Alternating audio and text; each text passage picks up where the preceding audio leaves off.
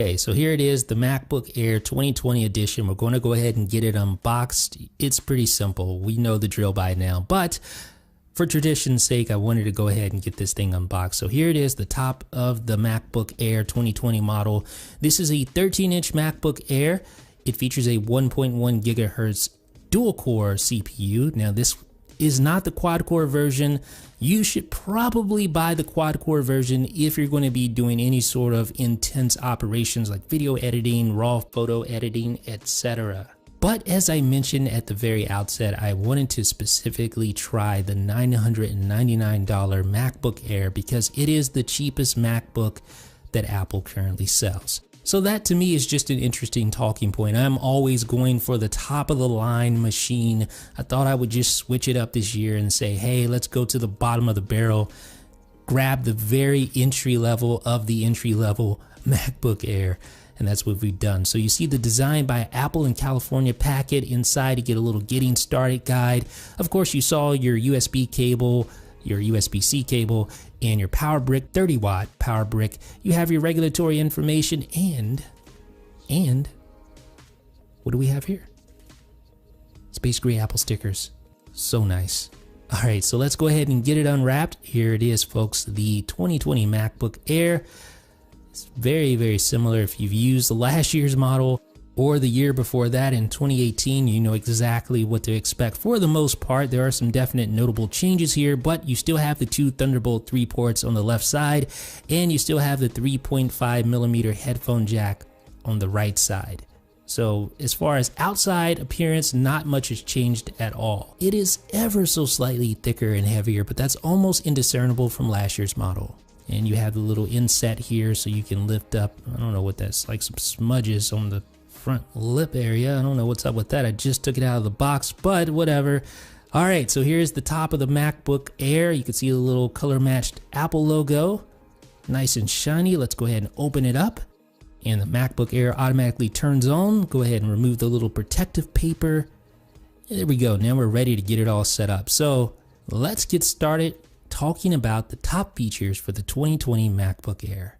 First top feature is the $999 base price for the MacBook Air. So you go to Apple's website, you see there starting at $999. That's going to pull in quite a few people, at least pull some eyes to this MacBook Air. That is a very low price for an Apple laptop, just under $1,000. Get you a dual core 1.1 gigahertz processor, 8 gigabytes of RAM, 256 gigabytes of flash storage. If you're on a budget, you need a basic Mac laptop for word processing, web browsing. This one is going to do a pretty good job. But by far the biggest new feature for this 2020 MacBook Air is the introduction of the scissor switch keyboard, replacing that old butterfly terrible keyboard. So the great thing about the scissor switch keyboard is that it has great key travel. That is the thing, and it's also way more reliable than the butterfly switch keyboard. And just like the previous MacBook Airs, you have Touch ID and hardware function keys, no touch bar. So great. And you also get the inverted T arrow keys, which makes it easier to touch without looking at your keyboard to know which arrow key you're pressing. Of course, all of this came with the 2016 MacBook Pro as well. But now this same keyboard has migrated down market to the MacBook Air, and it's just such a pleasure to type on. The keys are spaced a little further apart.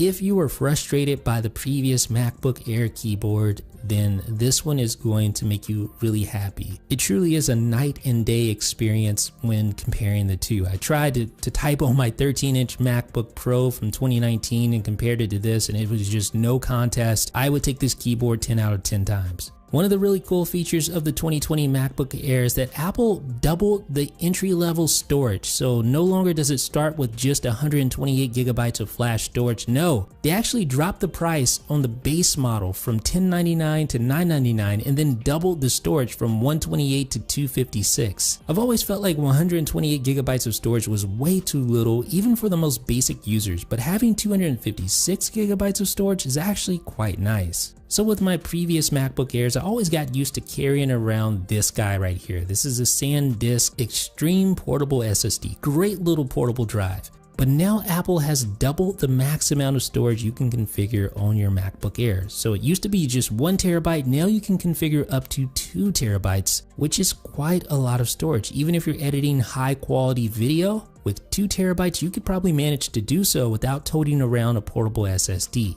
For the first time since the MacBook Air got its Retina display, you can now select between multiple CPU configurations. Previously you only had one choice, now you have 3 choices.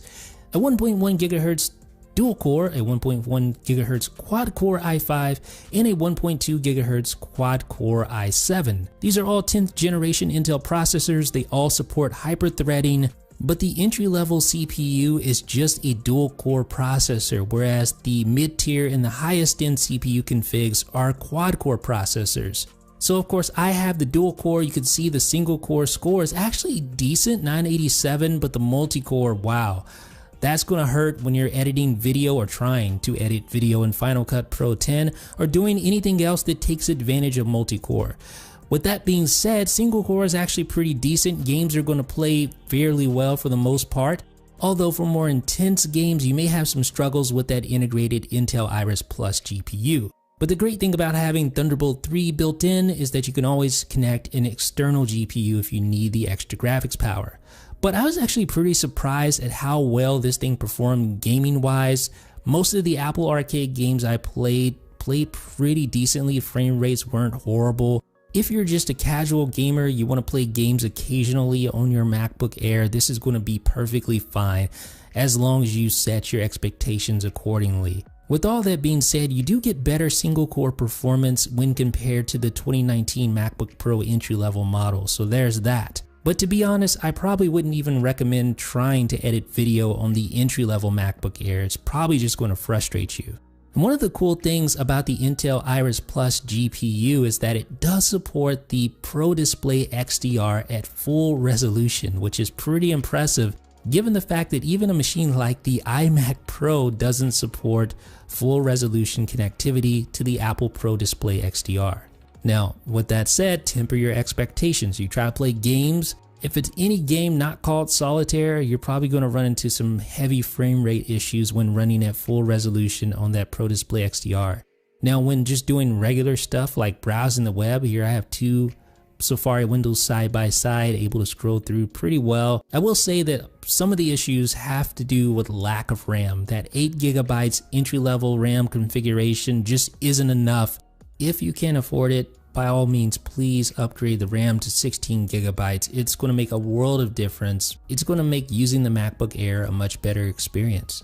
Now that being said, Apple is using faster, more power-friendly memory in the MacBook Air 2020 edition. They're using 3733 MHz low-power DDR4X memory. So not only is the memory faster than the previous edition MacBook Air, and when you consider that memory can have a huge effect on battery life of a laptop, it makes sense that Apple will look for every advantage it can when it comes to memory and using the most power-friendly memory that they can. And even with that, this MacBook Air actually gets 1 hour less battery life than its predecessor. This one's rated at 11 hours of wireless web browsing, while the previous model was at 12 hours. Believe it or not, all Apple devices, with the exception of the regular iMac and the 10.2-inch iPad, now feature Bluetooth 5.0. Yes, with the 2020 upgrade to the MacBook Air, Apple's cheapest laptop now gets Bluetooth 5.0 support. Now this is kind of an unheralded bullet point on a list of tech specs, but Bluetooth 5.0 uses less power, has larger message capacity, features faster data transmission capability, and it increases range. The 2020 MacBook Air adds support for wide stereo sound and Dolby Atmos playback for supported content. And in addition to the wider stereo soundstage, the 3-mic array now includes directional beamforming, which was first featured on the 16-inch MacBook Pro for improved microphone performance. Now obviously, physics and all that, the speakers aren't going to blow you away, the bass isn't going to knock your socks off, but I actually was pretty impressed with the sound quality of the MacBook Air considering how small the speakers are, especially when playing games. I was kind of surprised to find that the sound effects and the soundtrack of the games I played were quite engrossing, coming from those small little speakers on each side of the MacBook Air's new and improved keyboard. So the MacBook Air 2020 entry-level edition with the dual-core CPU. No, this is not the machine you want to purchase if you plan on editing video, editing raw photos, things like that. But if you're just doing basic stuff, you're writing, you're browsing the web, and if push comes to shove, yes, you can edit videos technically on this machine, but I definitely don't recommend it. If you want to do that, get at least the quad-core model with 16 gigabytes of RAM. You're going to be a lot more happier that way, just trust me on that one. Now, if you are just that quote-unquote basic user, you actually may want to consider an iPad now that there's built-in mouse and keyboard support. But for those of you who absolutely know that you want a Mac and not an iPad, as long as you have the proper expectations, the 2020 MacBook Air and all of its various flavors could be a great machine for you. Let me know what you guys think down below in the comments. This is Jeff with 9to5Mac. Special thanks to our friends at MacPaw for sponsoring 9to5Mac on YouTube. Clean My Mac X is one of the best investments for your new Mac to maintain its peak performance over time. It features proactive real-time malware monitoring, helps you to eliminate clutter, features bulk updates, and much more. It's one of the best investments you can make for your Mac. Download it today at cleanmymac.com.